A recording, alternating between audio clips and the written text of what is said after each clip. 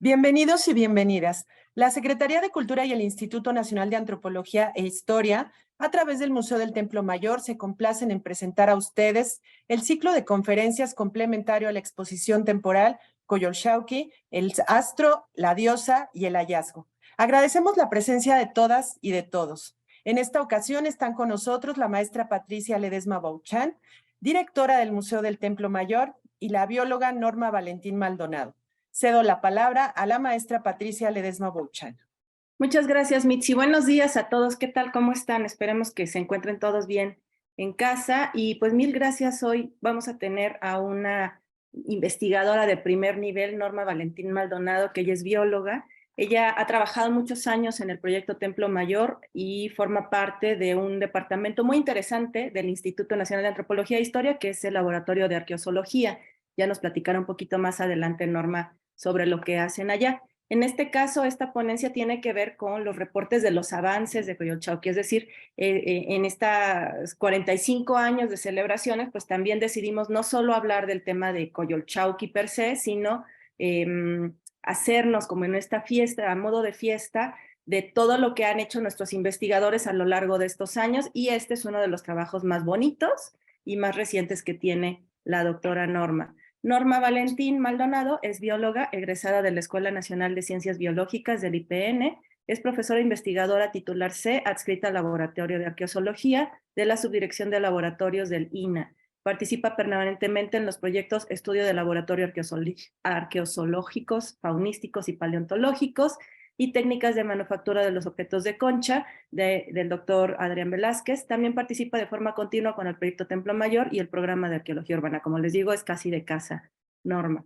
Ella ha publicado 75 artículos entre los que destacan preparaciones taxidérmicas para las oblaciones del Templo Mayor de Tenochtitlan, los colibríes ofrendados a Huitzilopochtli en el Templo Mayor, el monolito de Coyolxauhqui, investigaciones recientes, la fauna de la ofrenda 102 del Templo Mayor, entre muchas otras. Ella además participó como curadora de la Sala 6 Flora y Fauna del Museo del Templo Mayor, junto con el doctor Adrián Velázquez Castro y Aurora Montúfar. Ya ha participado en varias exposiciones temporales de este museo. Mil gracias, Norma, por estar hoy con nosotros. No te escuchamos, Norma. Buenos días. Antes que nada, quiero agradecerles a los organizadores por la invitación a este ciclo de conferencias y felicitarlos tanto a la maestra Patricia Ledesma Bouchan como al profesor Eduardo Matos Moctezuma por esta excelente exposición que hicieron para conmemorar los 45 años del hallazgo de la diosa lunar Coyolxauhqui. Y sobre todo, por ejemplo, para de alguna manera estar presente, como decía la maestra, en este evento de conmemoración. Ya son muchos años los que lleva este proyecto y desde el inicio del proyecto el profesor Matos planteó el hecho de invitar al departamento, en ese entonces era el Departamento de Prehistoria, hoy es Subdirección de Laboratorios y Apoyo Académico, donde se congregan varios especialistas que no son arqueólogos, sino que son de otras disciplinas. Está el Laboratorio de Microscopía Electrónica de Barrido, está el Laboratorio de Geología, el de Geomorfología, está el Laboratorio de Química, Química de Suelos, está el Laboratorio de Paleobotánica y el Laboratorio de Arqueozoología, en donde trabajamos biólogos, y pues a través de todo este tiempo se han ido realizando diferentes estudios, han circulado por el laboratorio y por el estudio de este material muchos investigadores, de hecho el que inició cuando se descubrió la diosa lunar Coyolxauhqui, que fue el profesor Tículo Álvarez Solórzano, el fundador del laboratorio, inició a estudiar todos los vertebrados. Y a nuestro compañero, el profesor Oscar Polaco, le tocó estudiar todos los moluscos marinos. Y aquellos en ese entonces eran más abundantes. Ahora ya sabemos a través del tiempo que también hay moluscos terrestres y moluscos de agua dulce que han sido depositados en las ofrendas. En fin, las investigaciones y así se han sumado muchos investigadores. Desafortunadamente, recientemente falleció la doctora Fabiola Guzmán, que se dedicaba al estudio de los peces y que dedicó también mucho tiempo para el estudio de los peces de Templo Mayor. Y pues es una gran pérdida, pero bueno, el laboratorio y todos seguimos ahí al pie de lucha y seguiremos aportando y poniendo nuestro granito de arena para que todo esto se siga llevando a cabo. Las investigaciones del proyecto Templo Mayor de Tenochtitlan han abierto una gran ventana al pasado. Estos estudios iniciaron, como ustedes saben, en 1978, cuando fue descubierta la diosa lunar Coyolxauhqui. Y durante estos 45 años han incluido desde su inicio, además de las investigaciones de otros materiales, los análisis de fauna y flora que se han encontrado en las ofrendas, y en estos estudios podemos compartir. Yo ya empecé, por favor. Sí, gracias. Ahorita ponemos la presentación. Sí. No, ella la tiene. Yo tengo que compartir. Yo le Sí, estoy no, pidiendo. por favor. Sí. Sí. Perfecto. Pero no, no baja.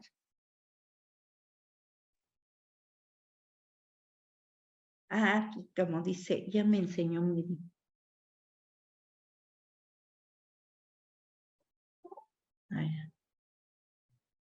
Como les decía, pues desde que el inicio del proyecto y cuando se encontró la diosa lunar Coyolxauhqui, se ha empezado a estudiar todo lo de la fauna. Y hemos encontrado, y los resultados han mostrado una gran diversidad de plantas y animales marinos y terrestres inhumados intencionalmente. Estos organismos exhiben el aprovechamiento de los recursos naturales de varios ambientes de México y recrean el cosmos del pensamiento mexica. La diversidad de plantas y animales locales y de lugares lejanos revela el poder económico y político del imperio mexica. Su continua expansión territorial y el intercambio comercial a corta y larga distancia, y el conocimiento que los mexicas tenían del idioma y cómo utilizarlo. Esta diversidad y rica colección nos proporciona, además de los datos culturales y del uso que tenían los pueblos prehispánicos, y en este caso el mexica, sobre ellos, los datos biológicos de las primeras colectas que se llevaron a cabo en nuestro país, la selección de las especies y los ecosistemas explotados y manejados. Se han excavado aproximadamente 206 ofrendas rituales. Las oblaciones que se han excavado son comúnmente de 3 tipos: las que se encuentran en rellenos constructivos sin un contenedor, las contenedoras de caja de sillares con tapa que varían en tamaño, las cajas de piedra o tepatlacali y las cámaras.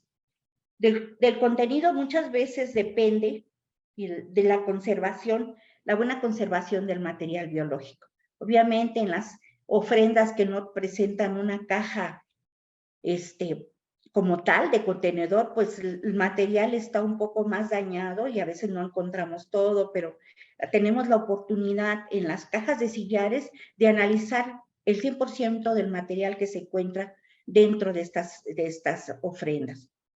Fue así, por ejemplo, como en la ofrenda 102, una ofrenda que se encontró en el año 2000, donde pudimos recuperar el 100% de los sedimentos y analizarlos cuidadosamente y encontrar huesos muy pequeñitos que se van a la vista si uno los trata de obtener a la mano. Así es que lo hicimos con muestras pequeñas a través del microscopio electrónico. O sea, se hace un análisis muy minucioso de esto.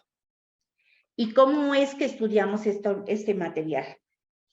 Pues para estudiar este material nos apoyamos en la arqueología o zooarqueología, que es la disciplina que se encarga de investigar los restos de fauna encontrados en contextos arqueológicos o cualquier otra manifestación de la fauna, y nos brinda la posibilidad de conocer la relación que los pueblos del pasado establecieron con los animales, tomando en cuenta los aspectos biológicos y culturales.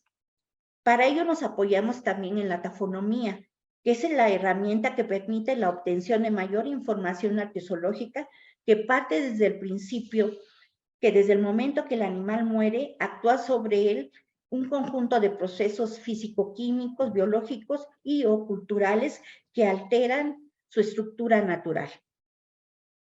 Entonces es así como podemos encontrar material pues trabajado, podemos ver que el material hay nada, no se depositó todo el animal, pero podemos observar que parte del animal fue depositado. Se encuentran vestigios de pequeñas plumas, encontramos elementos hechos en nácar, representando imágenes o, por ejemplo, pinturas. En fin, tratamos de estudiar todo el material. Nosotros recibimos o se excavan las ofrendas y recibimos ya después de que los arqueólogos y hacen un registro minucioso de cada uno de los elementos que va obteniendo en la excavación, ya que están registrados, estos elementos nos son enviados al laboratorio para que se estudien y así es como nosotros empezamos el análisis. Se han identificado más de 370 especies ofrendadas y tanto en el Templo Mayor como en los edificios aledaños. Los moluscos y los peces son los más abundantes. Les siguen las aves, luego los reptiles, y aunque en quinto lugar se encuentran los mamíferos, ocupan un espacio muy importante en las ofrendas. Por último están los anfibios, principalmente en esculturas. Aquí también observamos en este pastel, otros de los vertebrados que nosotros hemos ido encontrando, que en menor cantidad, pero muy importantes, y que a través de sus 45 años se ha podido identificar y se han anexado y se han incluido nuevos investigadores que se dedican exclusivamente a ellos, como son los equinodermos, los corales, y los artrópodos, ¿no? Son otro grupo que también está presente en el Templo Mayor. Y gracias a las identificaciones de estas especies hemos podido separar también los materiales que pertenecen al clima templado, a los bosques espinosos, a los cuerpos lacustres, a los bosques tropicales caducifolio, al bosque tropical perennifolio y a las lagunas costeras.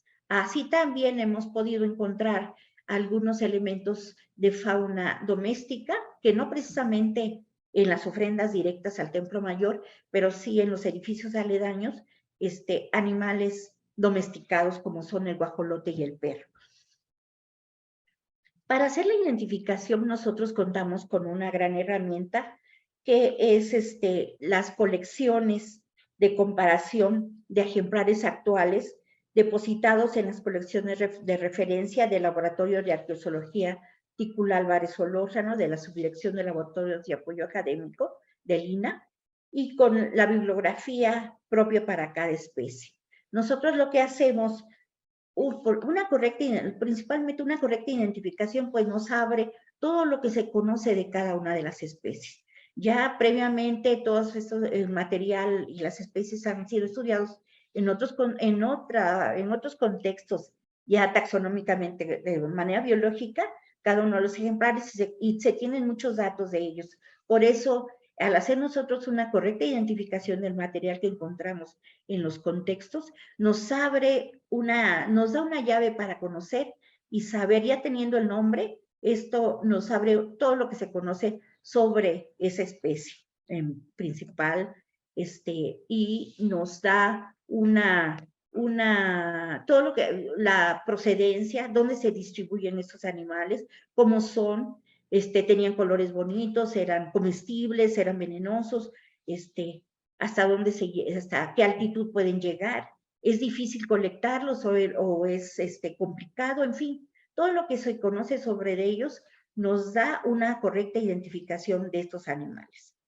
Para ello, cuando el material nos llega al laboratorio, nosotros lo que primero hacemos con cada una de las muestras es separar el material, es hacer una separación preliminar de qué grupos están en cada una de las unidades de excavación, en cada uno de los cuadros, en cada una de los elementos que ellos separan. Entonces, así vamos separando primero los invertebrados, dentro de los invertebrados separamos los corales, los crustáceos, separamos los moluscos, que son los más abundantes. Ahí hacemos una separación muy exhaustiva de los moluscos gasterópodos y de los moluscos bivalvos. Vemos dentro de todo ese material cuáles están trabajados y cuáles no, para también tener una separación de cada uno de estos grupos. Los vertebrados separamos a grandes rasgos los peces, luego separamos los anfibios, los reptiles, las aves, los mamíferos. Una vez que están separados, una separación previa, vamos con cada grupo y empezamos a hacer una identificación anatómica de los restos. ¿Qué restos están presentes en esa muestra?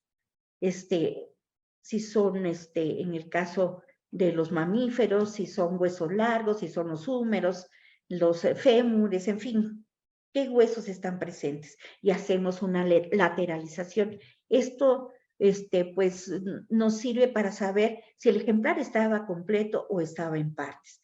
Revisar bien los restos con el microscopio para ver si tienen huellas que dejan los procesos de destazamiento o huellas que dejan los cortes. En fin, se revisa todo y todo eso se registra en unas tarjetas que nosotros tenemos, que nosotros hacemos en el laboratorio, donde en primer lugar anotamos todas las características y los datos de excavación. Todos los datos de excavación que tienen las etiquetas los anotamos en esas tarjetas. Después, ¿qué restos encontramos en esa unidad de excavación? Y los vamos, conforme los fuimos separando y vemos cuáles empezamos a escribir y a identificar por características diagnósticas de los restos óseos a qué llegamos. Entonces tenemos las aves, ver qué grupo de aves son y la identificación, y ya va a llevar ahí en ese mismo la identificación y sigue la identificación anatómica, la identificación, la lateralización, las observaciones tafonómicas y todo lo que ese elemento nos dé.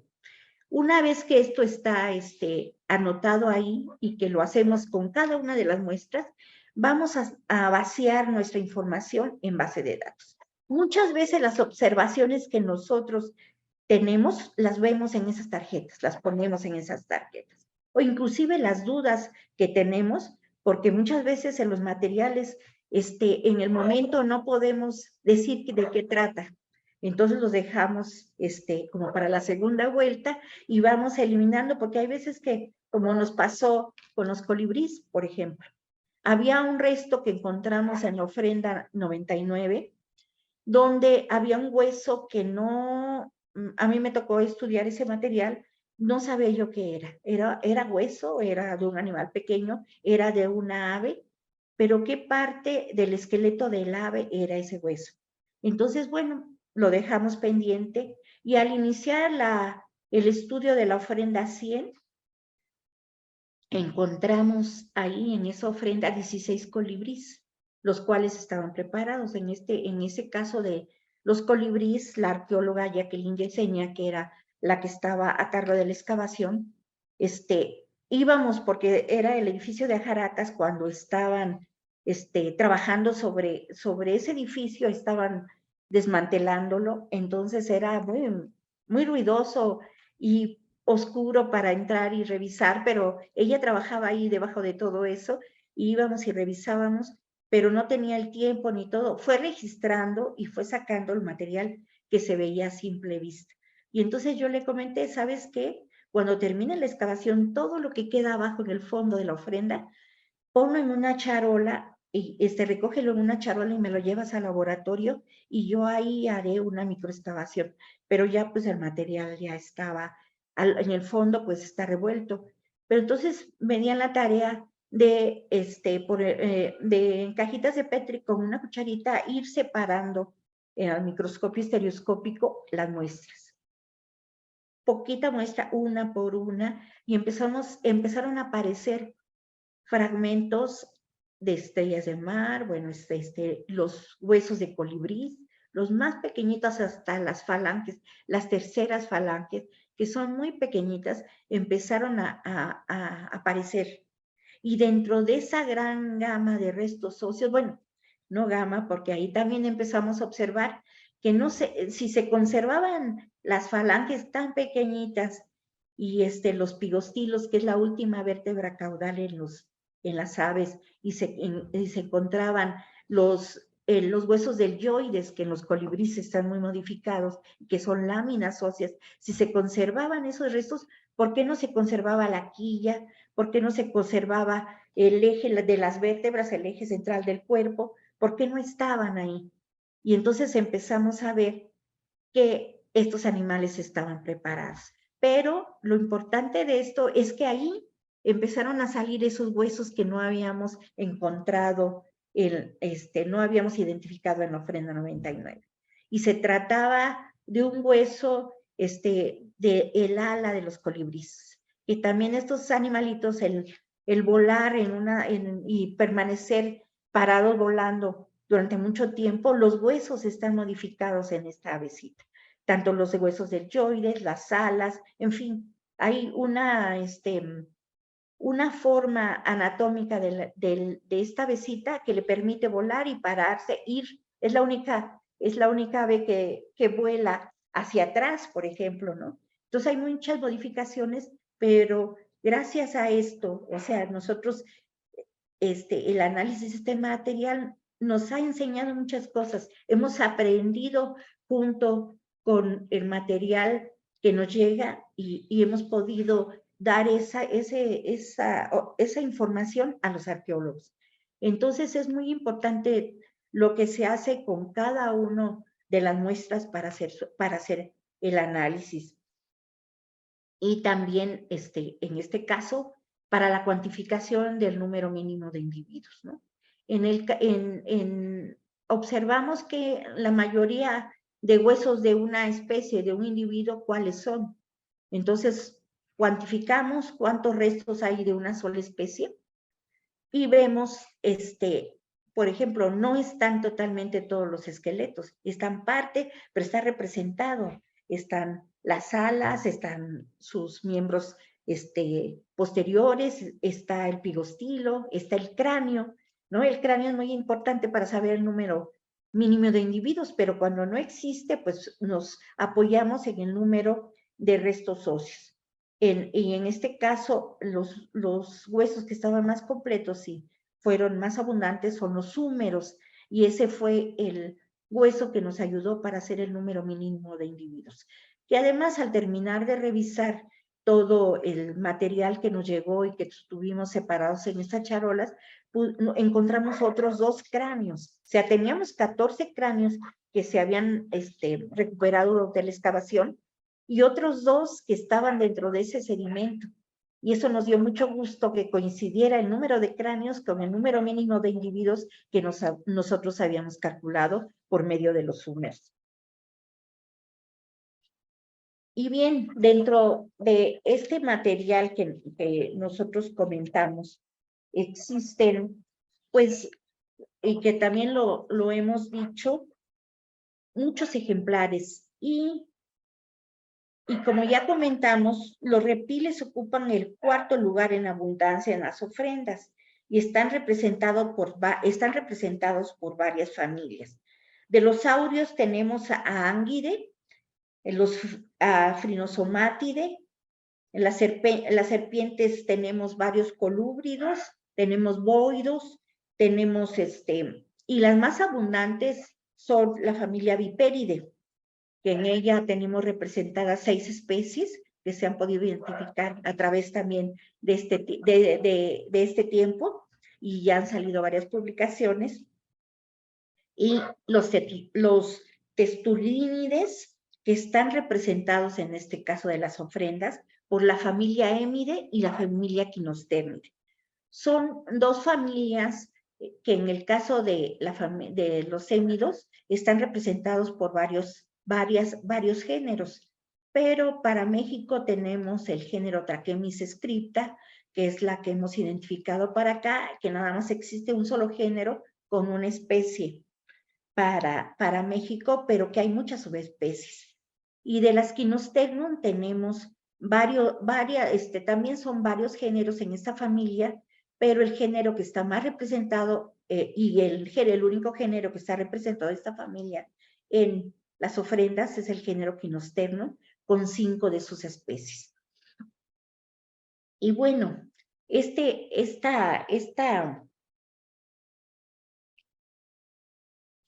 estas tortugas y las oblaciones en el Templo Mayor están representados, como ya los comentábamos, por 2 familias.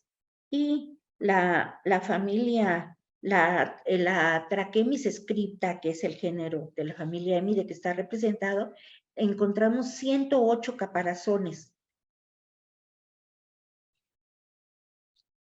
108 caparazones, que algunos están completos, algunos están disgregados, pero como les comentaba yo, ya conociendo estos ejemplares, podemos revisar y hacer la cuantificación del número mínimo de individuos. Y en la familia, como yo les comentaba, Pseudemes scripta es el único género y especie para México, pero hay un gran número de subespecies para toda la República Mexicana, las vertientes hacia las costas, porque estos ejemplares se encuentran en altitudes menores de 1500 metros sobre el nivel del mar, o sea, son de ambientes tropicales y viven hacia las costas, en ambos lados. Y algunos autores, inclusive esas subespecies, las han convertido en especies. Yo ahorita, por el momento, voy a seguir tratando a este género y especie como tal, Trachemis scripta, y tendremos que hacer una revisión minuciosa para poder ver si llegamos a nivel de su especie, y si no, utilizar otras técnicas que sería muy adecuado para poder saber la procedencia de estos animales, de dónde venían y llegaban a las ofrendas de Templo Mayor. En el caso de los Quinosternum, tenemos 84 caparazones de 5 especies distribuidas en varias de las ofrendas. Estas tortugas son de agua dulce. Y el género Quinosternum también está ampliamente distribuido en México, y en este caso hay especies muy específicas para la vertiente del Atlántico como para la vertiente del Pacífico. Y también su distribución está restringida en algunos casos por especie. Y hay otras 2 especies presentes en las ofrendas de Templo Mayor, que son la Herrerae y la Integrum, que se encuentran en las planicies, en la planicie central de nuestro país, y que también están presentes. La Integrum en menor cantidad y la Eutypes en mayor número.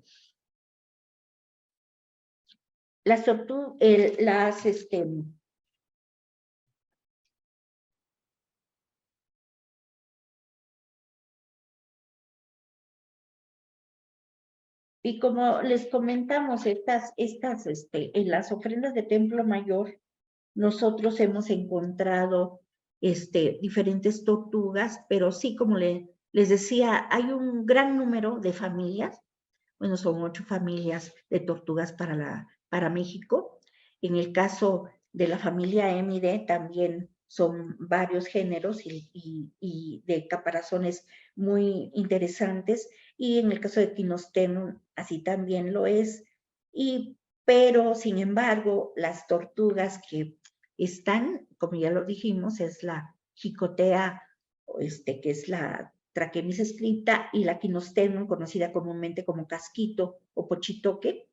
En este caso, nosotros queremos relacionar qué importancia tienen estas tortugas en los contextos arqueológicos. En el caso de las tortugas, hay un estudio reciente que hizo la arqueóloga Erika Lucero Robles Cortés, que hizo su tesis sobre los monstruos terrestres en las ofrendas de Templo Mayor, que hace un estudio minucioso, bueno, de lo que significan las tortugas en las ofrendas, y ella estudia tanto las tortugas como los cocodrilos, como los prisis o el pez sierra, ¿no? Los espadartes que se encuentran casi en todas las ofrendas. Y nosotros podemos ver, como lo comenta también el arqueólogo Gabino López Arenas, en su trabajo del rescate que hace de las ofrendas de la Catedral Metropolitana, que las tortugas tenían una amplia relación con el sol, con el fuego, con los dioses que estaban pues ligados al sol. Entonces podemos verlo en muchas representaciones en la tierra. Y entonces a mí, por ejemplo, me llamó la atención el caso de la ofrenda 7, donde el dios Xiuhtecutli, el dios del fuego, el dios viejo, está sobre tortugas, ¿no? Los caparazones de tortugas se ven en la ofrenda y él está sobre de ellas. Y así encontramos representaciones de algunos dioses sobre tortugas, algunos emergiendo de los caparazones de tortuga, algunos otros como Xiuhtecutli, que se encontró en Betlemitas, con su caparazón en la espalda. En Templo Mayor han salido también varios Xiuhtecutlis con caparazones en la espalda o con unas protuberancias en la cabeza que tienen forma de caparazón. Y por eso nosotros decimos y apoyamos, bueno, lo que los arqueólogos dicen sobre la importancia de las tortugas en las ofrendas. Así también representa la superficie terrestre y está muy bien marcada, por ejemplo, en el nacimiento del dios de maíz. Encontramos un plato de cerámica donde se observa cómo va saliendo del caparazón de una tortuga el dios del maíz. Entonces, una representación muy, muy evidente de cómo se considera a la tortuga, ¿no? La tierra, la madre tierra. Entonces, son varias cosas que podemos observar ahí y que decimos de lo que han hecho, las investigaciones que han hecho los arqueólogos, ¿no? Y los que se dedican a ver todo esto de la simbología. Nosotros, por ejemplo, en Templo Mayor hemos encontrado que también las tortugas se han utilizado como elementos de percusión, donde podemos observar alguna escultura, la que pueden ver en la sala 6, como una escultura de piedra tiene unas astas de venado, que son con las que se utilizaban para percutir y emitir diferentes sonidos. No digo solo musicales, sino estruendosos, como imitar los sonidos de los truenos, ¿no?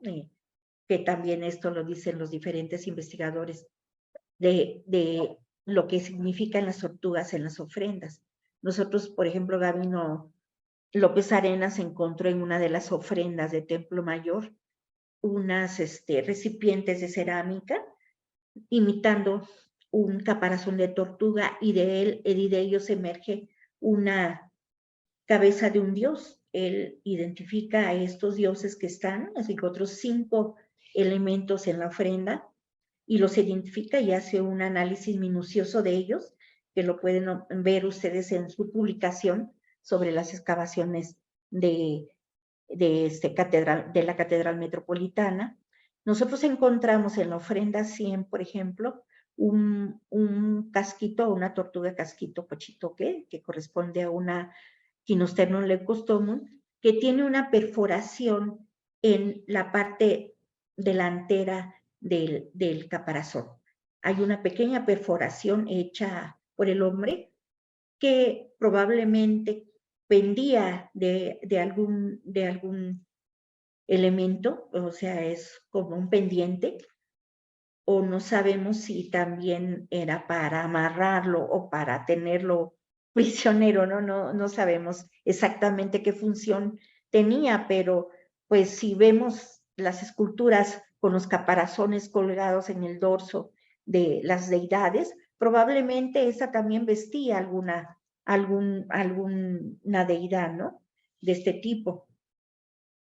Y bueno, Esto a mí me pareció muy interesante mencionárselos porque pues con estos elementos va uno atando cabos. A mí estas representaciones de cerámicas de las tortugas con los dioses me invita a pensar que se trata de una traquemis, ¿no? De una de estas tortugas, traquemis scriptas, que además son las más abundantes en las ofrendas de Templo Mayor y tienen un colorido muy llamativo en su caparazón y en el peto. Esto lo vamos a ver más adelante. Nosotros, para poder separar ya el material de las conchas y hacer el conteo del número mínimo de ejemplares y poder hacer la identificación, vemos y revisamos cómo está constituido el caparazón de una tortuga. Y entonces podemos observar que todas, que presentan unas placas córneas sobre el caparazón, que podemos decir que es como la piel del caparazón, y debajo de estas placas córneas están cubriendo las placas óseas. Estas placas óseas no corresponden muchas veces a las placas córneas. Nosotros, si encimamos estas placas córneas al caparazón, vemos que no quedan exactamente en esa división, pero el crecimiento de esas placas córneas a través del tiempo y la edad de estos animales deja marcas, deja incisiones en las placas óseas. Por ello podemos observar y podemos ver en las placas óseas, podemos reunir como si fuera un rompecabezas. Es un poquito complicado unir las placas de las tortugas para poderlas juntar, porque va uno uniendo, pero como tienen una curvatura en varias direcciones, esto no va siendo posible hacerlo bien, porque cuando uno une y dice, ya quedó el caparazón, quiere uno ponerle el peto y le queda o chiquito o le queda grande, no entra. Entonces quiere decir que no está bien ensamblado el esqueleto. Entonces, como les comentaba yo, en muchas de las ofrendas, pues encontramos disgregadas todas estas placas, como se ve aquí. Entonces, es una traquemis scripta, la del lado derecho de la ofrenda 61. Y entonces, en esta todas las placas marginales estaban revueltas, entonces hay que ver y separar a cuál corresponde, a cuántos ejemplares nos está representando ahí. Y lo más fácil en este caso es los petos, porque los petos tienen menos placas y podemos reconocer cada uno de ellos, como veíamos aquí en la imagen anterior, podemos reconocer qué placas hay, ¿no? Y cómo están. Todas estas placas nos ayudan a la identificación, por ejemplo, las femorales, hay unas claves para poderlas identificar, qué distancia hay de las femorales, si son pequeñas, son grandes, con respecto a la unión abdominal. O sea, aunque no encontramos los escudos dérmicos, sí encontramos la huella que dejan en las placas óseas. Entonces, eso nos ha ayudado para poder identificar estas placas. Y aquí les pongo un ejemplo en la imagen inferior izquierda, como en este caso una tortuga íntegrum ya se le cayó la mitad de los escudos dérmicos y tiene puesta la otra mitad de los escudos dérmicos en el caparazón. Y podemos observar ahí los escudos dérmicos, y en este caso el tratamiento que hacemos cuando se colecta un animal y se prepara para las colecciones y se hace la esterilización y se limpia, tenemos que hervir estos ejemplares para poderlos limpiar bien y que no quede residuos de material orgánico, para que no se descomponga y pueda estar ya muy seco, bien guardado en las colecciones de comparación. Podemos observar cómo quedan después de hervidos. podemos ver que en algunas ocasiones los escudos dérmicos no se caen y quedan, porque tampoco es muchos, no nada más es en ebullición, no sube más la temperatura ni para descomponer los esqueletos ni para que se queden expuestos a que después se puedan romper o queden más frágiles. Y entonces podemos ver que en algunos casos sí se separan los escudos dérmicos, pero en otros casos no. Y suponemos que es lo que sucede con el material arqueológico. Observamos a través de los análisis que se hicieron microscópicamente que todos los caparazones tienen un tratamiento térmico. Aparentemente están hervidos, algunos otros están calcinados, pero probablemente fue un evento que se hizo en el momento del ritual, a lo mejor fuera de la ofrenda y después se acomodó dentro de la ofrenda, pero algunos materiales están calcinados, como es en el caso de la ofrenda 99, donde encontramos cinco individuos de ginosterno, pero nada más encontramos las placas del plastronopeto de la tortuga y 2 o 3 de estas placas están quemadas. Entonces probablemente, y son de individuos pequeños, y probablemente el material se calcinó y nada más fue lo que se logró, no se quemó, pero eso nos ayudó para saber el número mínimo de individuos y el género, ¿no? Entonces, y en este caso, por ejemplo, como hubo ese proceso y la ofrenda 99 es una ofrenda de un relleno constructivo, no están tan bien preservadas los materiales. Y entonces, aunque, por ejemplo, a pesar de que es una ofrenda de relleno constructivo, se pudo armar y rescatar un disco de turquesa donde está la imagen de Huitzilopochtli, o sea, son 5 dioses que se encuentran en ese disco, y es muy interesante, o sea, a pesar de que era una ofrenda de relleno, se conservaron muchas cosas, pero en el caso de las tortugas, que estuvieron probablemente en el ritual que se quemaron y que después depositaron, pues no se conservaron todas, ¿no? Y en otro caso, como en la ofrenda 100, encontramos las tortugas intactas, o sea, sí estaban completas, armadas, y además se encontraron entre todo el material que se separó, escudos dérmicos. Esta ofrenda es para mí muy interesante porque encontramos todos los elementos que estaban preparados. O sea, están las tortugas, que nada más se encuentra en todas las tortugas nada más se encuentran los caparazones, no depositaron el ejemplar completo. Nada más los caparazones eran los que para ellos eran importantes y son los que se encuentran en las ofrendas.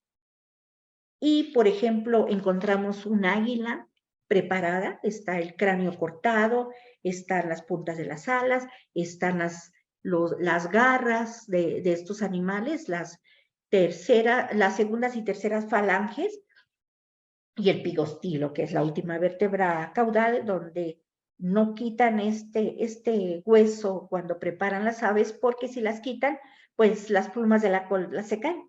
Y en este caso, como estaba depositada los huesos del águila, se ve que está orientada hacia la esquina suroeste, el cráneo, el pico, y las alas en la pared oeste y en la pared sur, y dirigido hacia la esquina noreste, y el pigostilo está en el centro, se encontró en el centro de la ofrenda. Es decir, que acomodaron la piel del águila, doblaron la cola, porque seguramente las ofrendas son pequeñas, no caben, doblaron la cola para que se viera como un abanico, bueno, yo digo como un abanico, porque al doblar la cola eso es lo que aparece, ¿no? Entonces, vemos que está la piel. De las cinco serpientes que se encontraron ahí, todas son Crotalus molosus, que también de gran tamaño, son ejemplares grandes, pero nada más depositaron la piel, porque encontramos el cráneo completo con las mandíbulas y la última vértebra caudal, que es donde se inserta el cascabel córneo, ¿no? Entonces, quiere decir que eso sí estaba puesto ahí, ¿no? Las pieles. Y pues de esos vertebrados representados aquí, pues todos están nada más las pieles, las tortugas también las pieles. Entonces a mí me pareció interesante que todos ellos hayan tenido una preparación previa y que a todos los animales se les haya hecho esta preparación y los hayan depositado. En el caso de los Trachemis scripta, podemos ver, no sé si a usted les tapo, si puedan observar el total de los ejemplares. Tenemos la Trachemis scripta en la ofrenda 6, tenemos 7 individuos, en la ofrenda 7 tenemos 32 individuos, que es donde están en mayor cantidad. En la ofrenda 15 tenemos solamente 1, en la ofrenda 20 tenemos 8, y así pueden ver la cantidad de elementos que tenemos en cada una de las ofrendas. En la 23 también es una de las ofrendas que tiene 14 ejemplares. En la ofrenda 24 hay 4, en la 58 5, en la 61 tenemos 15, en la 62 tenemos un solo ejemplar, en la 100 tenemos un solo ejemplar juvenil, muy joven, muy pequeño, y en la ofrenda 88 también nada más tenemos un solo ejemplar, y en la 17 también, ahí tenemos 3 ejemplares. Como pueden ver ustedes en la tabla, hay adultos jóvenes, hay jóvenes, muy jóvenes, y y solamente en la ofrenda 11, ¿sí fue el lado 11? Donde se encuentran ejemplares muy grandes. Yo creo que son, más bien que adultos jóvenes son adultos ya, adultos ya bien adultos. Están, aunque se han reportado el tamaño de estas tortugas que llegan hasta 60 centímetros, actualmente pues se encuentran tortugas de 40 centímetros o 50 más, a lo más grande, pero estas sí son como de 60 centímetros de largo. Entonces, en esta ofrenda son ejemplares grandes los que están depositados. Yo no sé si esto también conlleve un efecto, o por algo depositaron ejemplares jóvenes en algunas ofrendas y en otros ejemplares adultos y en otros ejemplares juveniles. Por ejemplo, en la ofrenda 20, perdón, en esta es donde están los ejemplares grandes. Son 7 ejemplares jóvenes y uno adulto, muy grande. Entonces, esto por eso me llama la atención, que sí hay un ejemplar adulto presente, pero los otros son pequeños.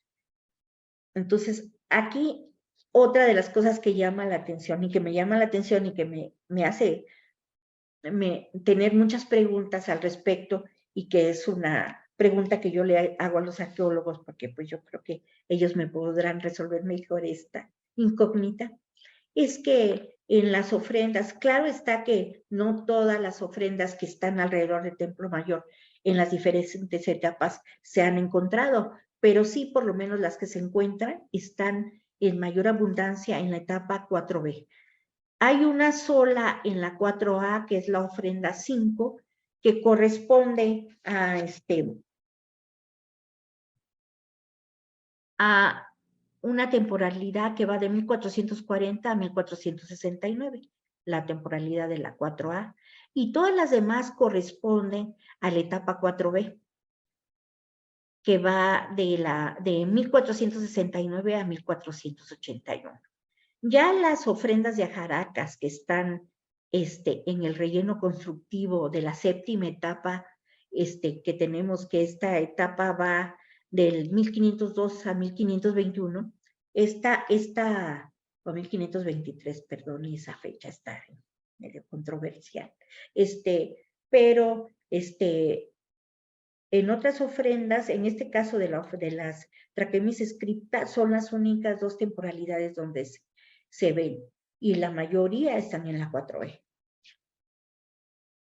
Eso me llama la atención, porque no están en más temporada, ¿no?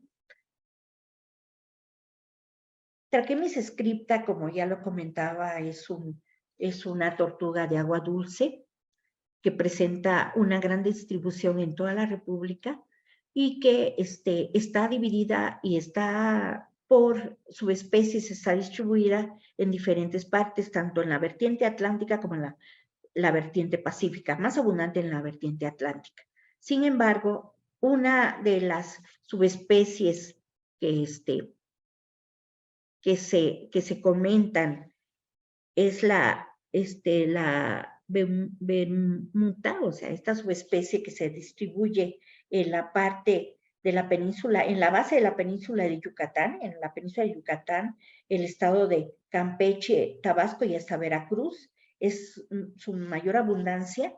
Muchos de los caparazones tienen características que se han podido observar de esta subespecie, que pienso que puede ser esta subespecie la que está en muchos de los ejemplares. Sin embargo, hay que hacer un estudio más minucioso y estaría bien hacer un análisis de estroncio, ¿no? Para ver la procedencia, para poder saber bien qué elementos son los que están presentes, de dónde los traían.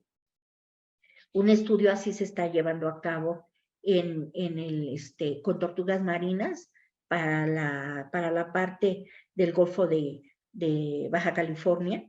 Biólogos están estudiando cómo se ha modificado el medio a través del tiempo en el caso del Golfo de California, qué comían las tortugas y qué está comiendo en esta época.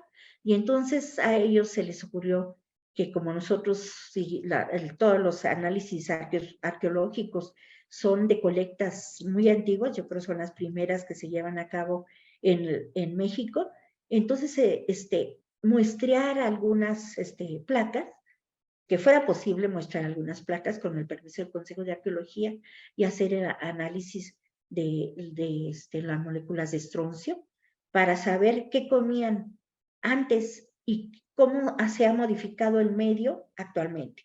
Por eso les comentaba yo que este material es muy rico para hacer una gran variedad de estudios. Entonces, eso queda pendiente, que estamos retomando para poder estudiar y llegar más a fondo con las subespecies, si es que es posible. Si no se puede con características morfológicas y finas, sería cosa de hacer este tipo de estudios moleculares. Como les comentaba yo, la Trachemis scripta tiene una gran variación.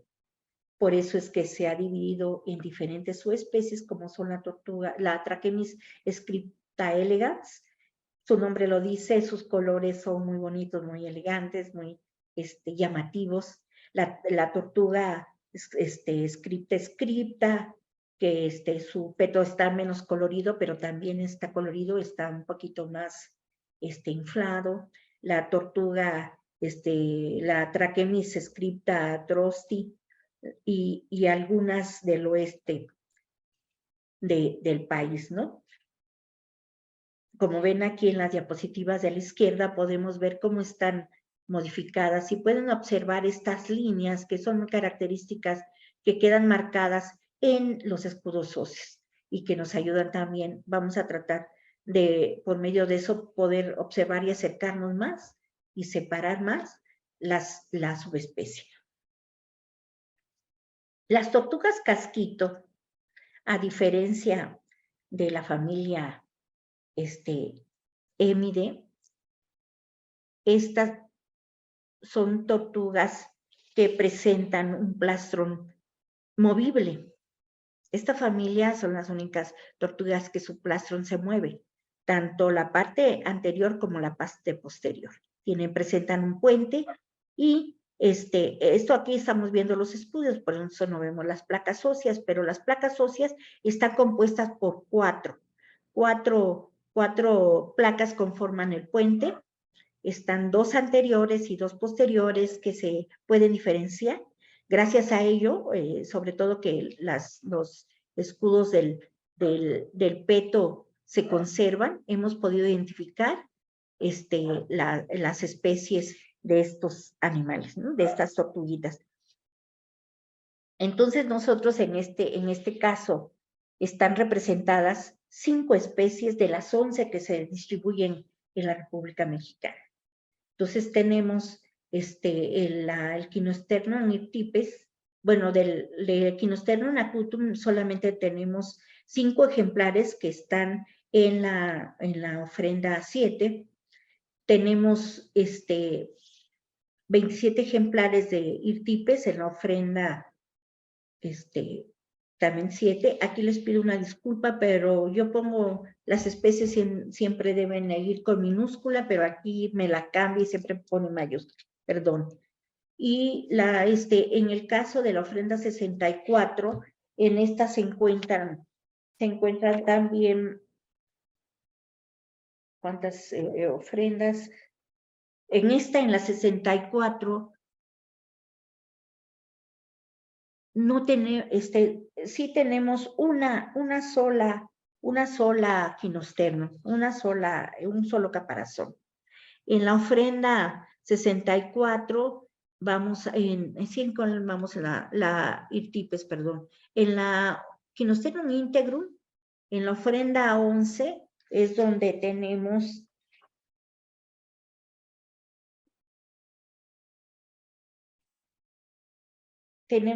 un solo caparazón. Y es en la ofrenda 11 donde se encuentra un solo caparazón de Quinosternum integrum. En la ofrenda, en la especie Leucostomum, Quinosternum leucostomum, es la más representada en todas las ofrendas. La podemos tener en la 7, en la ofrenda 17, en la 23, en la 61, en la 64, en la 100. O sea, es una de las especies más representadas. Y sí, se encuentran 25 caparazones de esta tortuga en total de las ofrendas de Templo Mayor. Y seguimos con la Quinosternum scorpioides. En este caso nada más se encuentra un solo ejemplar en la ofrenda 7. Esa es la única ofrenda donde se mostró. Y tenemos varias tortugas que pudimos cuantificar, pero no pudimos identificar a esta especie porque los restos que se encontraron están muy, no tienen características muy específicas para poder decir de qué se trata, ya que los Quinosternum es un conjunto de características para poderlos identificar. Uno es el largo del caparazón, el largo del peto, la proporción del ancho con respecto al ancho del peto y la parte posterior del peto, en fin, son características que jugamos para poderlas identificar, y en este caso, pues nada más son fragmentos sueltos, placas laterales, placas marginales, que nos pueden ayudar a decir de qué género trata, pero no de qué especie. Y entonces están en menor cantidad, pero sí existen. La Quinosternum acutum, como lo comentábamos, nada más hay un solo ejemplar en la ofrenda 7. Esta tortuguita de agua dulce se distribuye en la vertiente del Golfo. Se encuentra en Campeche, en Tabasco y el sur de Veracruz, la base de la península de Yucatán. Y obviamente, pues, de la parte, ocupa parte de donde reportan Jicalango, ¿no? Es una tortuguita que probablemente proviene de esta área. Tenemos la Quinosternum irtipes, que también es una tortuga de agua dulce, como ya lo comentamos, es una tortuga que se distribuye en la planicie central de la República Mexicana, en áreas altas, es la que encontramos aquí en climas templados y que es muy abundante en la ofrenda número 7, encontramos 27 en la ofrenda 7, tenemos en la 23 solo hay una, en la 62 solo hay una, o sea, son las 3 ofrendas en donde se encuentran Irtipes, y en la 7 es donde encontramos la mayor cantidad.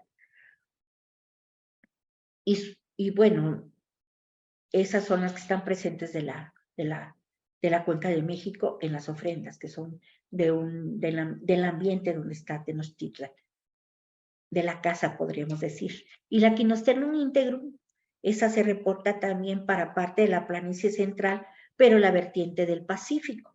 En este caso, la tortuga integrum solamente está representada en la ofrenda 11 por un solo ejemplar. Este ejemplar es un ejemplar adulto y pues yo pensé que y por presentarse en la planicie central iba a estar en mayor abundancia, pero no, la Airtipes es la única que está en mayor cantidad y solo en la ofrenda 7. La Quinosternon leucostomum, como les comentaba yo, es la más abundante, bueno, de las Quinosternon. Están reportadas 25 caparazones, aunque de la Airtipes tenemos 29, la leucostomum está presente en más ofrendas.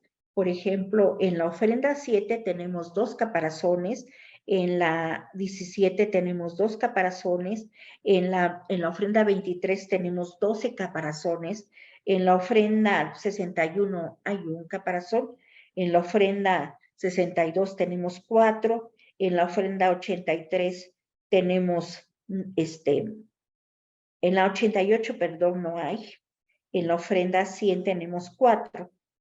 Entonces, sí están bastante ampliamente representadas y yo creo que una de las explicaciones, bueno, eso se me ocurre a mí, es que hay una gran variabilidad en estas tortugas, sobre todo el peto, la coloración del peto.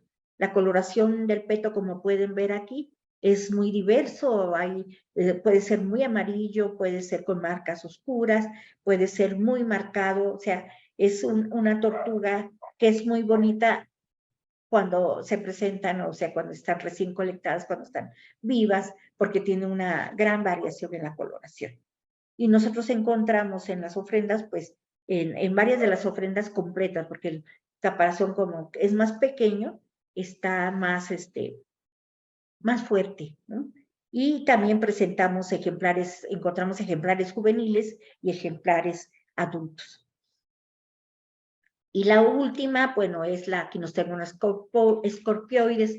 Como fue un solo elemento también que se presenta en la ofrenda 7, tenemos que no pude localizar el ejemplar para ponerlos aquí, que se distingue muy bien por las quillas que se presentan en el dorso del caparazón. Se presentan, como se ve en la imagen, 3 quillas en el dorso. O sea, podemos ver esas costillas muy marcadas, más prominentes. Hay otro género que también las presenta, pero el Stariotipus, que también es de la misma familia, pero el peto es muy pequeño, ¿no? Es muy cruciforme, es muy característico. Aquí, dentro de todas estas tortugas, bueno, la Scorpioides también se distribuye en esta área, ¿no? En el área de la península de Yucatán, Campeche, Tabasco, Veracruz, pero esta sí llega hasta el norte de Veracruz, pero es un solo ejemplar el que encontramos aquí. Como ven, tanto las diferentes tortugas, casi la mayoría coinciden en su distribución en esta área. Probablemente provengan de Jicalango, donde se hacía comercio con ellas y eran colectadas en las áreas cercanas, ¿no? Y eran ahí intercambiadas. Entonces, eso es una propuesta que yo creo que proceden de esa área. Y las ITIPES, pues son de la planicie central, y la íntegro también, aunque se va más hacia la distribución de la planicie central hacia el Pacífico, nada más tenemos un solo ejemplar de este individuo. Aquí ponemos una tabla donde podemos observar ya todas las especies y las ofrendas en las que están y el total de ejemplares. Aquí podemos observar que tenemos un total de 92 ejemplares, donde las más abundantes, obviamente, son las Trachemis scripta, con 108, Quinosternon acutum con 5, la Airtipes con 29, la Integrum con 1, la Leucostomum con 25, la Scorpioides con 1, y la Quinosternon sp, que no se pudo identificar, la 23, perdón. En este caso, trataremos, porque queremos retomar el análisis, se puedan poder diferenciar o llegar a hacer una identificación más acuciosa de este material y buscar elementos que nos permitan llegar a identificarlos más cercanamente, ¿no? Y bueno, de las ofrendas que tenemos aquí, podemos ver que de las ofrendas con mayor cantidad de caparazones es la ofrenda 7, la ofrenda 50 y no, perdón, la 61, la ofrenda 11, la ofrenda 64, pero en muy menos cantidad, ¿no? La ofrenda 7 y la ofrenda 61, que son las que tienen mayor cantidad de ejemplares, bueno, que podemos relacionarlas, se encuentran, tomé esta imagen de la tesis de Erika, de los monstruos terrestres, y el dibujo es de Michel de Anda. Por eso no pedí una original, por eso se pixelea un poquito, pero lo interesante de aquí es ver que la ofrenda 61 y la ofrenda 7 están en el eje imaginario que conforman un ritual de consagración y están en este eje importante de norte a sur, ¿no? Y es donde encontramos mayor número de ejemplares. Los otros ejes que conocemos, que son la mitad del templo de Tlaloc, que va de la 23 a la 88, nada más la 23 presenta gran cantidad de ejemplares, pero la 88 nada más tiene un solo ejemplar y es una Trachemis scripta. Y el otro eje que va de la ofrenda del lado de Huitzilopochtli, que va de la ofrenda 6, o sea, estoy hablando de los ejes imaginarios del este al oeste. También la ofrenda 6 sí presenta un solo ejemplar, 7 ejemplares que son de Trachemis scripta, pero la ofrenda opuesta, que vendría siendo la 15, pues no, nada más presenta un solo elemento de Trachemis scripta. El otro eje, que es el eje central, el eje imaginario que va de oeste a este, que va de la ofrenda 11 a la 17, que podríamos decir 11 a 17, pues nada más presentamos en la ofrenda 11 caparazones y la mayoría son de Trachemis scripta, y en la 17 pues tenemos 3 Trachemis scripta y 2 Quinosternos leptos. Entonces no hay no hay una gran, algo que nos indique, que en esos ejes está representando las tortugas, aunque están, no en la cantidad como están en la ofrenda, en el eje imaginario de la ofrenda 61-7, que atraviesa transversalmente el Templo Mayor de norte a sur. Bueno, esto es lo que yo les quise platicar ahorita de las tortugas de Templo Mayor. Si ustedes gustan hacer preguntas, con mucho gusto las contestamos. Muchas gracias, Norma. Qué interesante presentación. Gracias también por el esfuerzo de enseñarnos tablas e imágenes que luego son complicadas para nosotros entender nada más de palabra. Y ojalá y puedan ver por ahí, me dio mucho gusto el comentario de María Cristina Pérez, qué belleza de elementos, y me encanta que la bióloga Norma Valentín todo el tiempo comenta cómo va recreando el método científico y sus procesos de estudio. Felicidades. Creo que ese es un tema muy importante porque tiene que ver con cómo le hacemos en arqueología para saber lo que sabemos. Entonces aquí los investigadores de pronto ya nos dan las cosas tan sintetizadas, pero son años y años de trabajo, porque como Norma lo primero que hay que hacer es la recuperación en los contextos, que es bien difícil. Ya lo platicó ahorita, por ejemplo, de los colibríes, que fue todo un trabajo. Entonces tiene que ser, por un lado, un trabajo muy minucioso en la excavación. Luego, por otro lado, en la identificación de lo que estamos recuperando. Y luego de ahí hacer los estudios para ir como de lo grande a lo particular. Y entonces ahora Norma, por ejemplo, nos muestra estos restos de tortuga que se han encontrado en excavación, identificar las especies y luego decir, bueno, a ver, ¿y estas especies de dónde vienen? Porque por ahí también lo preguntaba Armando Becerril. Si estamos en un ambiente lacustre donde tenemos un montón de biodiversidad, pues ¿por qué se traen cosas de otro lado? Y esas son preguntas que requieren una investigación mucho más amplia. Pero entonces vamos como de lo súper general. Ahorita Norma nos enseñó estos mapas enormes de distribución y ahora el trabajo va a ser irlos acortando para poder identificar provincias que quizás sean las que estén tributando. Y ahora otro rollo más tiene que ver con el significado que puede tener que esté esa tortuga de ese lugar, aquí en Templo Mayor, en qué tipo de ofrenda. Entonces son muchísimos, es mucha información que de pronto el investigador tiene que ir acortando, pero no es al revés, es decir, no es, yo creo que es de la provincia tal y vamos a buscar nada más en la provincia tal. No, así no funciona la ciencia. Y por eso pues hay que agradecer que Norma lleva muchos años trabajando con nosotros y que ha hecho unas investigaciones fabulosas. Te manda a saludar Emiliano Melgar, gracias. muchas gracias Emiliano Gracias, por vernos. Emiliano. El primero en la lista, también Armando Cerril, Anil Levaná, Bertrand Lobjoa, también saludos a Monterrey. Magu Guerra, otra pregunta muy interesante. Muy interesante saber que hay otros profesionales en el Templo Mayor y lo relevante de sus aportaciones. Pregunta para nuestra ponente, ¿cómo se interesó por trabajar con el Templo Mayor y con estos restos arqueológicos? Bueno, yo cuando estaba estudiando, entré a trabajar en la subdirección, antes se llamaba Departamento de Prehistoria, hoy Subdirección de Laboratorios de Apoyo Académico, cuando estaba haciendo mi servicio social, todavía estaba yo como estudiante, pero tuve la fortuna que todavía en esa época se daba anatomía comparada en la Escuela Nacional de Ciencias Biológicas, en la carrera de biología. Entonces yo trabajaba directamente con el profesor, con el doctor Edmundo Díaz Pardo, que es ictiólogo. Él, entraba uno ahí porque él era como más amable, más, el profesor.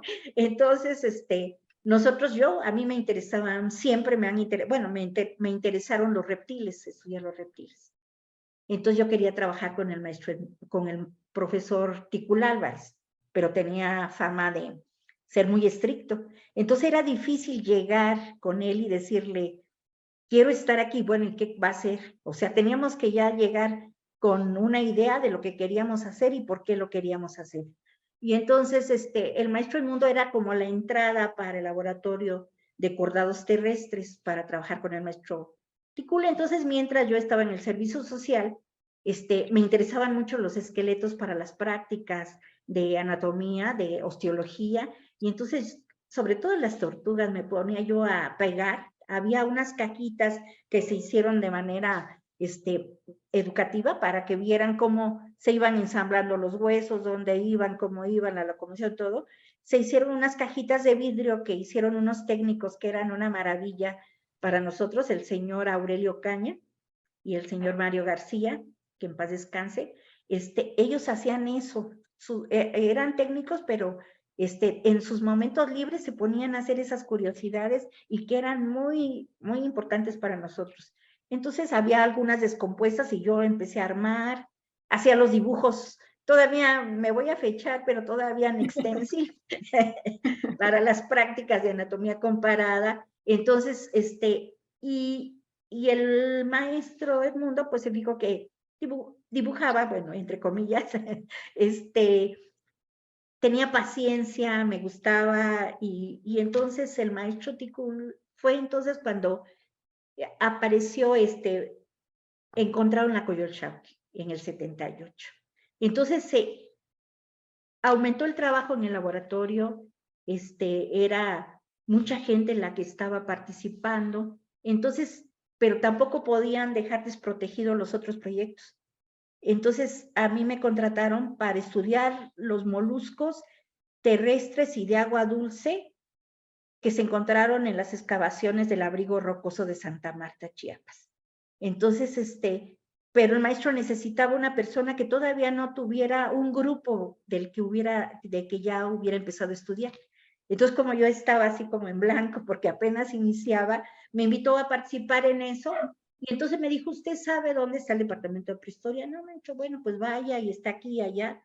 Y entonces yo llegué al departamento sin saber si qué era, pero me interesó y lo que yo quería era trabajar con el maestro. Entonces llegué ahí y ahí se me abrió un mundo.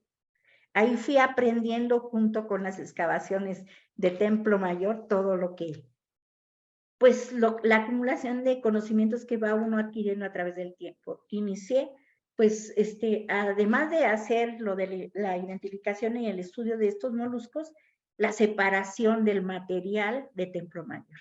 Revisar a la lupa, revisar, hacer y separar, hacer esa separación preliminar de las que yo les decía.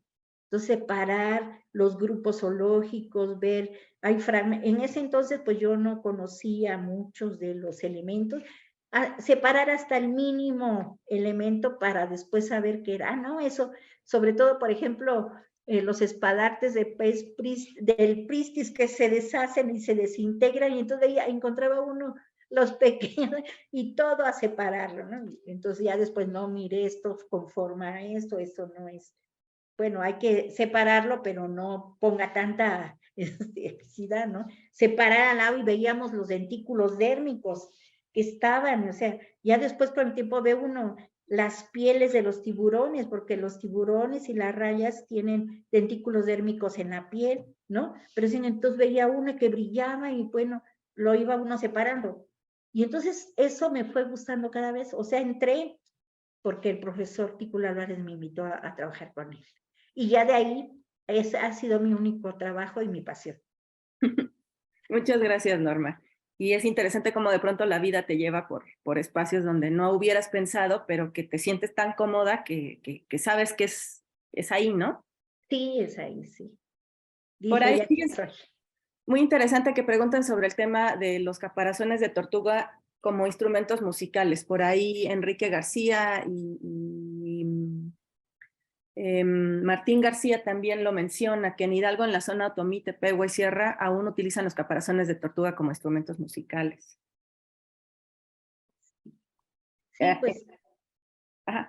por ejemplo, aquí dice uno, la única evidencia que tenemos como un instrumento musical sería esa escultura que está labrada con el caparazón de tortuga y tiene sobre la concha astas de venado, ¿no? Que se supone que son los percutores para hacer estos sonidos, pero en las ofrendas no han salido astas de venado, o sea, para que pudiera complementar este hecho. Entonces, es otro significado, creo yo, el que tiene dentro de las ofrendas. Exacto, toda la razón del mundo. Si les interesa el tema, por ahí les recomiendo la tesis el libro de Bertina Olmedo Vera sobre la ofrenda 78, donde ella trabaja un poquito el tema de la música y de cómo eran utilizados los caparazones de tortuga con estas astas de venado, como menciona la maestra. Y a quien le interese ver esta pieza, está en nuestra sala 6 del Templo Mayor, que por ahí Armando Becerril menciona. La sala 6 del Museo del Templo Mayor es la que registra un gran interés principalmente en la población infantil que visita el museo. Mi reconocimiento a conocer a la responsable en la curaduría de la misma. Gracias. María Cristina Pérez te pregunta, ¿las especies de tortugas que han encontrado en Templo Mayor siguen existiendo hoy en día?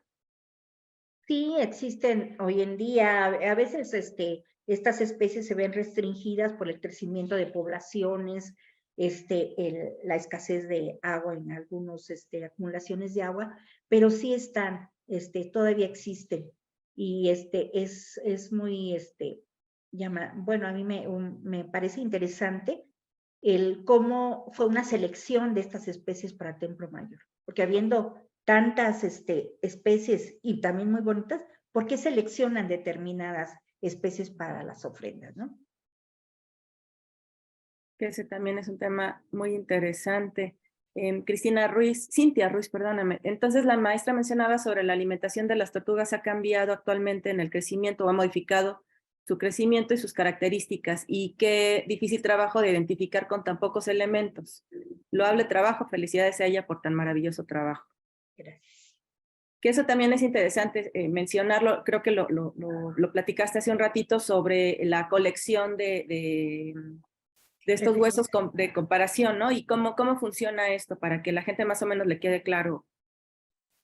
Bueno, esta colección de comparación, de referencia que tenemos en la subdirección, se ha ido formando desde 1962, en el que el maestro creó el laboratorio, a instancias del profesor José Luis Lorenzo, de tener ahí las especies que están representadas en México, que son mexicanas y que están representadas en las excavaciones, ¿no? Porque no era nada más colectar así, y pues en ese entonces era más fácil colectar, pero ahora se ha restringido mucho, y lo que hacemos se aceptan donaciones de zoológicos, de intercambio con otras colecciones, o sea, eso ha ido incrementando, pero porque es nuestra herramienta principal, porque la mayoría de los elementos que nos entregan para estudio están rotos, están fracturados. Entonces, en muchos de los casos no hay estudios de los elementos postcraneales de los vertebrados. Si encuentras el cráneo, pues ya la hiciste, porque tiene la dentadura, tiene las características morfológicas que te pueden ayudar. ¿Qué es? Pero si no está, tenemos que apoyarnos con los elementos postcraneales, que muchas veces en algunos casos no existe un estudio como tal. Entonces, el elemento que nosotros a grandes rasgos ya a través del tiempo hemos separado las características de los mamíferos, de los reptiles, y entonces vamos haciendo por eso una separación preliminar, y en la cual ya nos enfocamos, por ejemplo, a separar los reptiles. Y entonces vemos las características apoyadas por la bibliografía, pero básicamente por las colecciones. Ya en la bibliografía vemos a qué nos acercamos, y de ahí ya empezamos a revisar lo que tenemos. En muchos de los casos no podemos llegar a una identificación más precisa porque nos faltan elementos de comparación. Entonces, para ello también hemos realizado proyectos especiales. Yo tuve un proyecto cuando me enfrento a las serpientes del Templo Mayor de Tenochtitlan, para identificar los vipéridos, el Crotalus, que es la más abundante. ¿Qué especies hay? Pues revisar las pocas que teníamos. Entonces hice un proyecto sobre la colecta de ejemplares actuales para resolver los problemas arqueológicos de las ofrendas. Y entonces fue gracias a ese pequeño proyecto que pudimos colectar más ejemplares, tanto aquí en la Cuenca de México como donde hay proyectos también arqueológicos que puede uno ir al área y colectar. Y así nos hicimos del material para poder, por comparación, ir revisando. Ya vimos, ay, se parece mucho, pues vamos a ver las características de esta especie. Y entonces ya se va uno a la bibliografía, y entonces empieza uno a leer las diagnosis, las características de las mandíbulas, del cráneo, de las vértebras. O sea, entonces empieza uno a enfocarse y a hacer, como decía la maestra Patti, de lo mayor a lo menor, hasta poder nosotros resolver ese problema. Entonces, las colecciones funcionan así y nos han ayudado, pues le digo, es una herramienta muy valiosa que tenemos y ha sido incrementada. También mucho trabajo para poderla tener al día y actualizada, está ordenada filogenéticamente. Entonces es como una gran biblioteca que si un ejemplar se mueve de lugar y lo coloca uno mal, ya no lo encontró. Entonces sí es una tarea muy, muy laboriosa, pero está ahí, y es la que nos ayuda a poder identificar, porque sí, a veces con fragmentitos tenemos que hacer muchas cosas, ¿no? Sobre todo, por ejemplo, en elementos trabajados, que ya le quitan características diagnósticas. Entonces hay que aprender a observar y conjugar en la mente muchas características y como una clave, y poderlas ensamblar y poder llegar a un objetivo, un resultado, ¿no? Y eso es bien interesante. O sea, imagínense que es como una biblioteca de huesos, y entonces ahí llegan los especialistas y lo que encuentran en campo, pues lo comparan con las especies que ellos tienen en este laboratorio. Pero obviamente la maestra Norma, que tiene toda la experiencia del mundo, ya ve un huesito y dice, ah, claro, este es de un armadillo, no sé qué. Pero eso solo se logra pues con muchos años de trabajo, y también pues nos habla de una ética profesional, de que no vamos a asegurar nada que no hayas pasado por un procedimiento muy serio y muy meticuloso de trabajo. Entonces es un trabajo muy profesional de equipo, de personal, además de personal que está, que lleva muchos años trabajando, y ella, que es bióloga, pues obviamente trae una formación diferente a la que nosotros como arqueólogos tenemos. Y lo bonito es que logramos hacer estas sinergias conjuntas para poder llegar a una mejor información. Y eso es algo que el doctor Matos desde un principio quería hacer con el proyecto Templo Mayor. Por un lado, se dio cuenta de la complejidad de las ofrendas que tenía, y por otro lado, pues no asumió que lo iba a resolver todo con los arqueólogos. Se tuvo que hacer de biólogos, de astrónomos, de químicos, de geólogos, para que con ese conocimiento que ellos tenían desde otro campo pudieran aderezar acá. Eso es algo también que hay que reconocerle al profesor. Por aquí Armando Becerril pregunta si sabemos si los animales que llegaban a Templo Mayor ya estaban muertos, es decir, ya llegaba el animal, o si llegaban con vida y aquí se sacrificaban. Bueno, en algunas de las ofrendas podemos observar cómo están preparados previamente. No sabemos si, bueno, en la ofrenda 120 fue muy interesante observar cómo, por ejemplo, las aves estaban preparadas, como que reunieron una cierta cantidad de ejemplares para ese evento, pero un águila, para poderla colectar, ¿cuántos kilómetros? O sea, su home-run o su distribución donde él vive son kilómetros. Entonces, ¿cuánto son una águila para esa área? Y eran como 12, no sé, muchas águilas. Entonces, obviamente, muchas eran traídas por encargo. Dentro de la matrícula de tributo, muchos pueblos se entregaban pieles y ejemplares completos de estos animales. Entonces podemos ver que en esta ofrenda, las preparaciones de los esqueletos para preservar la piel y esqueletizar son técnicas diferentes. En algunos, por ejemplo, estaban completas las águilas, perfecto. En otras estaban los esqueletos ya sin la parte del eje central de la columna vertebral, ni la quilla, ni la pelvis, eso faltaba. Estaban los miembros anteriores y posteriores completos. Dice uno, bueno, está bien, pero había otro que también estaba de esa manera. Sin embargo, tenía perforaciones en los húmeros, en las tibias, bueno, en los fémurs, como que amarraban con el otro hueso para articularlos y que la piel quedara, no se fuera tan flácida. Porque cuando nosotros preparamos un ave, tienen la piel muy delgadita, tienen las plumas, y si nosotros jalamos, se estira. Y vamos estirando, ya no nos va a quedar como era el animal en vida, sino ya vamos a tener algo, como un tapete de plumas. Pero entonces se ve que tenían ese cuidado de amarrar, de que no se estiraba, o sea, tenían conocimiento de lo que estaban haciendo, de cómo preparar una piel sin modificarla tanto, ¿no? Y bueno, Sahagún menciona en el Códice Florentino cómo para hacer algunas estructuras de plumas usaban como alma las pencas de maguey o fragmentos de maguey para poner y darles como una firmeza. Y en este caso podemos ver que esas técnicas variaban. En otro caso, como les decía yo, ya no tienen también todo el eje central, pero tampoco ya tiene los húmeros en los brazos ni los fémures en las piernas. Entonces dice, bueno, está diferente. Y además el corte en el cráneo, se desesperaron y no cortaron bien donde debe cortar. Y entonces hicieron en el foramen magnum, lo ampliaron para sacar la masa encefálica, porque hay que sacar rápidamente cuando el animal muere la masa encefálica y todas las vísceras y las partes blandas, porque empieza el proceso de descomposición.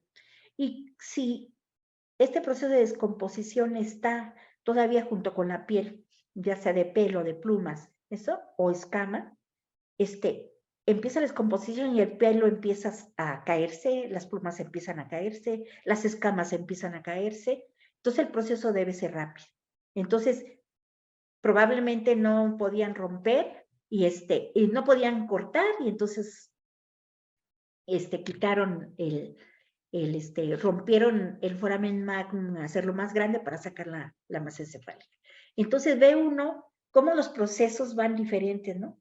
cómo hay unos cortes, otro corte que hay muy bonito, que es ya un corte perfecto del cráneo de águila. Ahorita iba yo a presentar algo, pero dije, no me voy a ir por otra, eso porque, pero el corte del cráneo del águila, cómo está cortado, cómo está el cráneo, cómo está nada más la punta de los huesos de las alas, están nada más las garras de los miembros posteriores, nada más la segunda y tercera falange, está el pigostilo, que es la última vértebra caudal. Entonces, eso se ve que van mejorando su técnica para la preparación. Entonces, en esta ofrenda 120 podemos ver diferentes tipos de preparación. Quiere decir que fueron diferentes artesanos o diferentes artistas que prepararon estas pieles. Probablemente procedían de diferentes lugares. Entonces, bueno, eso es lo que nos está indicando, ¿no? Yo creo esta forma de preparación. Entonces, y mucho también de los animales que están completos y que sacrificaron en el momento de depositarlos, eran los que tenían en el zoológico la casa de las aves, ¿no? De Moctezuma, o que llegaban vivos rápidamente antes de hacer la ofrenda, ¿no? Porque hay ejemplares vivos, hay ejemplares completos en las ofrendas también. Entonces hay una variación de lo que podemos decir en el caso de los pumas, que estaban acomodados muy bien, o sea, los mataban en el momento del sacrificio, los acomodaban antes del rigor mortis y así quedaban, ¿no? Echaditos en las ofrendas, y así los puede ver uno. En cambio hay otros que están de lados acomodados, como que los trajeron y los acomodaron ya muertos, ¿no? Porque ya no los pudieron acomodar porque estaban muy, muy rígidos. Entonces hay elementos que nos pueden indicar cuáles llegaron hasta acá vivos y cuáles no, ¿no?